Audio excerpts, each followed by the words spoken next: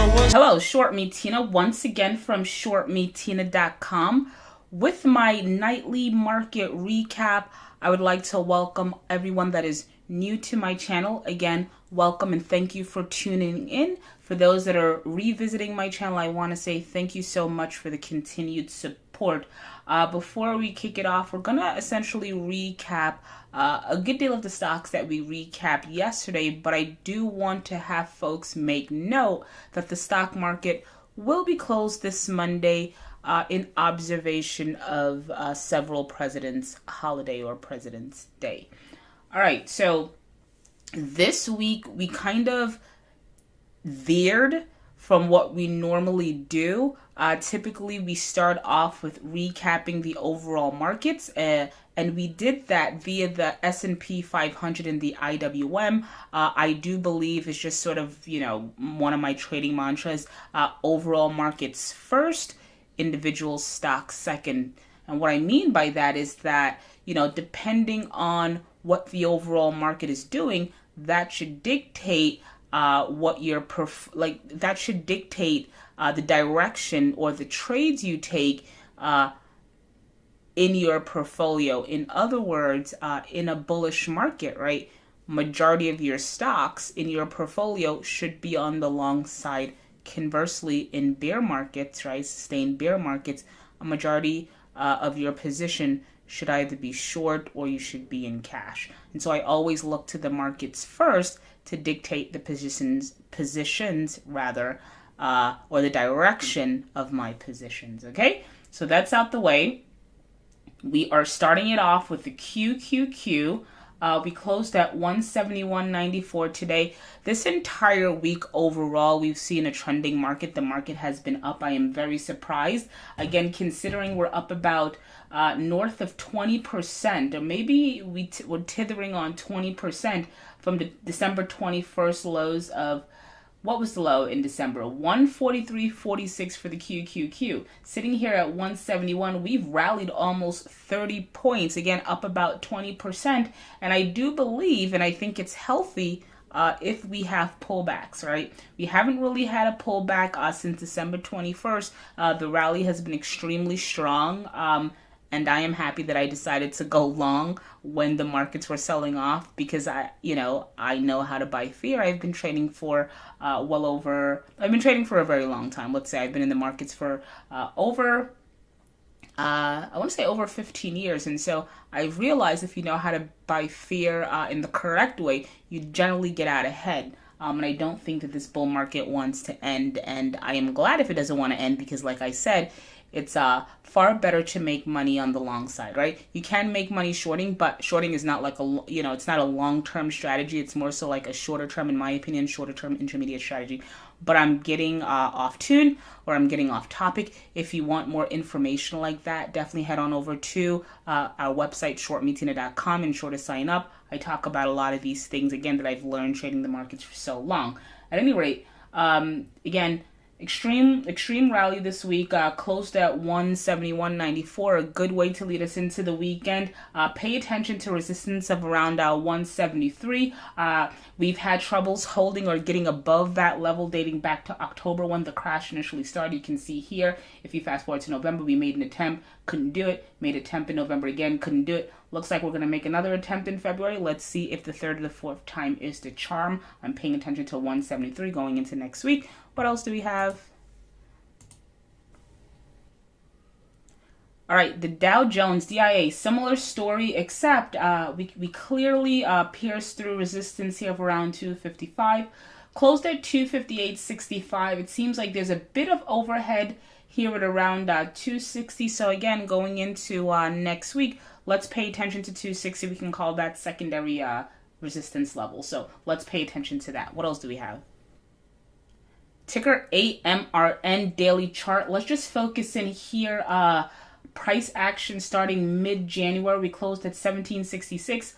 up about 1.79% on the day. As with most stocks are up today. We had a really I wouldn't say intense, but we had really relatively good price action today. So with ticker AMRN, just pay attention to shorter term support of around, let's say, $16. We're trading a little bit above that, right? Sitting here at $17.66. So as long as it can stay above that, right, it has a real shot at some point at hitting this most recent high here of around $23. But before we can do that, the first hurdle we have to get past would be shorter term resistance here of around $18. If we get past $18, this might actually run an extra point or two. What else do we have? All right, and we have GE daily chart sitting here at 10.09. It's looking very pretty, about 2 basis points above. We can call that once resistance, now support. This blue line here that clocks in at around 8 to 8.50. As long as we can stay above there, things are good for GE. It looks like it's about to reverse that overall trend. Again, if you take a longer term view, like if you take this chart and you go back several years, you'll realize that the overall arching trend for GE is the stock was in a decline, right? And generally speaking, when you trade stocks that are in decline, you want to short them, right? You don't want to long them. However, it seems now that the trend has changed, right? The previous trend was what? What was the previous trends, right? Lower highs, decline, lower highs, decline. Now you see a different trend, right? Higher lows. So it seems as though it wants to form a new trend. Paying attention to GE, I actually like it. What else do we have? All right, ticker NBEV daily chart. Like I indicated yesterday, right? There's bullish patterns emerging within this chart. However, because it's lacking volume here, right? You can see it. We had high volume over here. It has since sort of like declined or withered going forward since 2018, so I'd be reluctant to trade it. The bullish setup that I see right here, obviously you had your bounce here in January. Well, you had your dip or your low here of around 595. We retested that level here. We can call this perhaps a double bottom in the making. Let's see a break above that 750 area, and then this can potentially run. This would be a good setup if volume was to come in. What else do we have? All right, ticker ROKU, Roku daily chart, closed at 52.08, up about 2% on the day. Like I indicated yesterday, bullish chart, breaking above resistance of around, let's say 51 to 51.50 or even 51 to 52, right? So we closed at 52.08. If we can sustain this move, I wouldn't be surprised to see this retest. Initially, we can say that 60 area, and if we can get past that, then 80 is not out the question. But one thing at a time, it has to hold that 52 area first. What else do we have? SGYP, so we're up about 9.6% on the day, closed at 31 cents. So for me, a break above here, right? It's knocking on that resistance door. Resistance is that blue line. Let's call it like 35 cents. It seems as though we're making attempts to back test that resistance level or that resistance area. Normally with another chart, this would, in my opinion, be construed as a bullish setup. However, because volume is completely absent, once again, it's not just about price. You also want to pay attention to volume. Volume is completely absent from this ticker, SGYP, and for those reasons, I would stay away. What else do we have?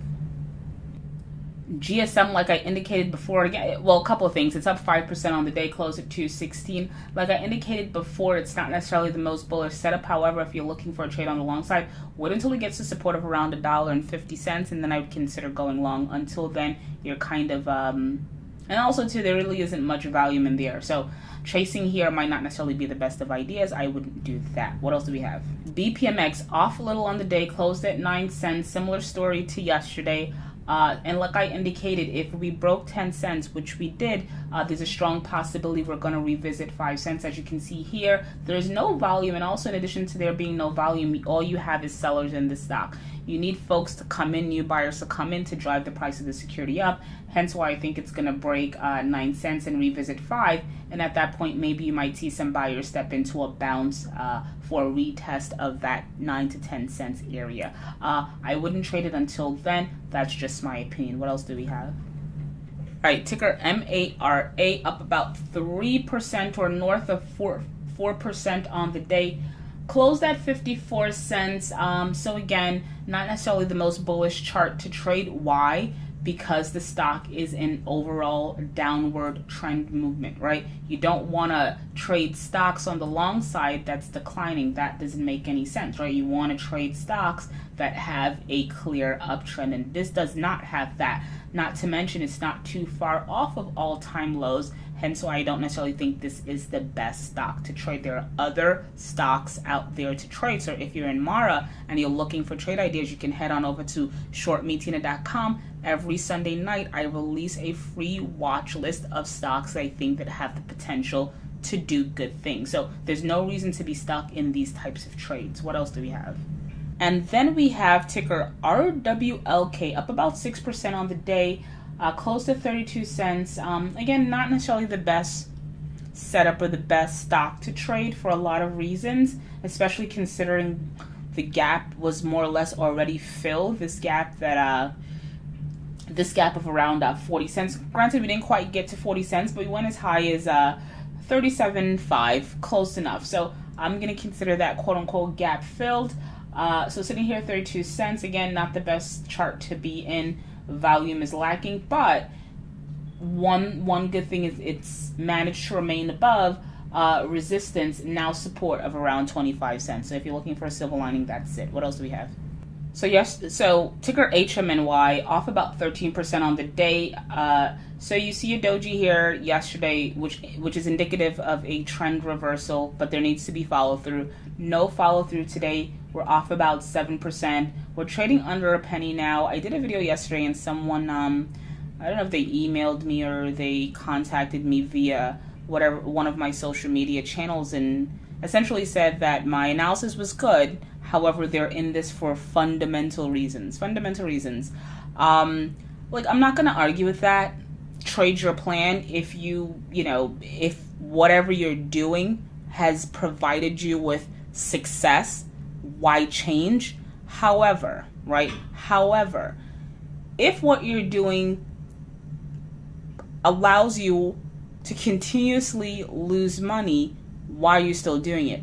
It is very hard for me to have a serious debate with anyone who speaks about fundamentals with a company that's trading for under a penny, right? It's not even worth a penny. It is trading under a penny. So that's all I have to say about this. HMNY, I'm not saying years down the line things will not change, but for now, this is not it. It is not. What else do we have? Ticker SNAP daily chart off about less than a percentage point on the day. Closed at $9.12. Since earnings, we've remained above. We've remained above once resistance, now support of around, let's say, 7 to 750. I am awaiting this gap to be filled. The gap is around 705.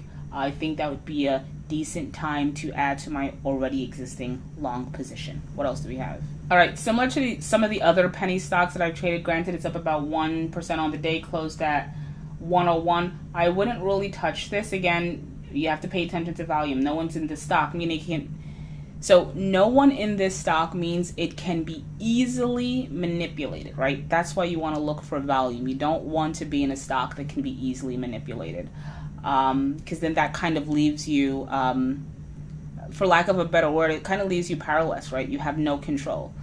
And so I wouldn't even look to go long ever, but if I had to go long, then I'd wait for it to hit support of around 60 cents, then I would go long. What else do we have? ACB closed at 705, so there seems to be a quote-unquote stagnation in this stock.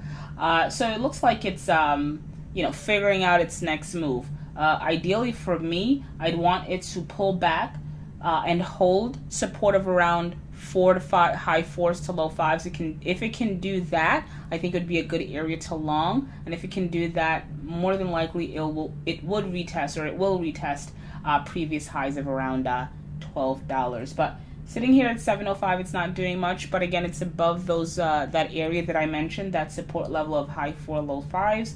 If it can remain above there, I am bullish. What else do we have? WFT has spent the last few days in consolidation mode, closed at around 85 cents today. As long as we can stay above 60 cents, as long as we can stay above that, things should be okay for ticker WFT again.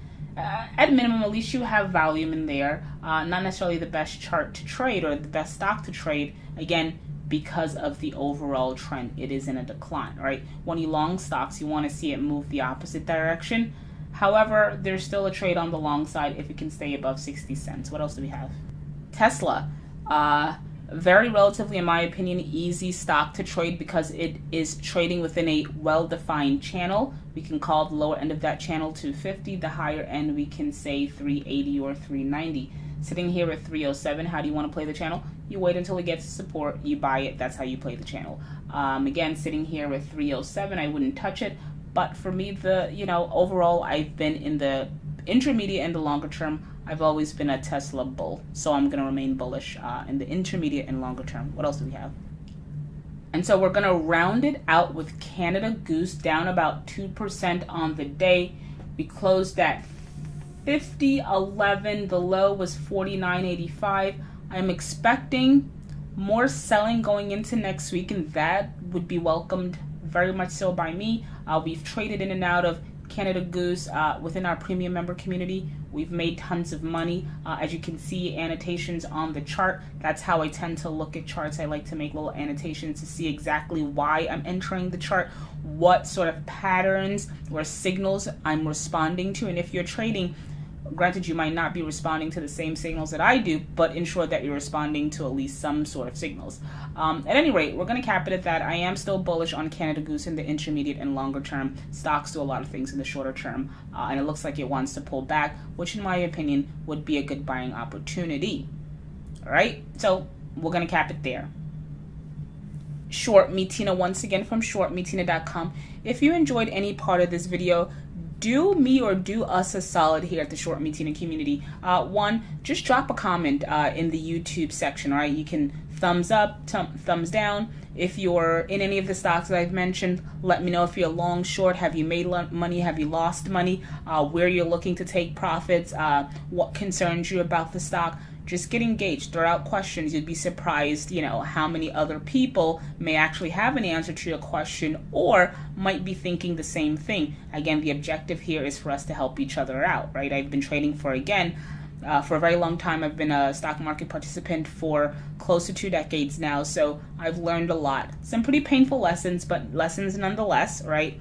So yeah, just get involved, comment, say hi, again, like, dislike, do those things for me. That's the first thing. The second thing is, once you're there, if you want to see more videos like this, hit the subscribe button and turn on notification at our YouTube page at ShortMeTina, right? So when you hit the subscribe button and you turn on notifications, every time I upload a video, and I do it Monday through Friday, right? Every single day I upload a video, you'll be notified that a video or a new video is up. No guessing, right? You don't have to, check your time, check my channel. When is the video coming up? When is it coming up? When is it coming up?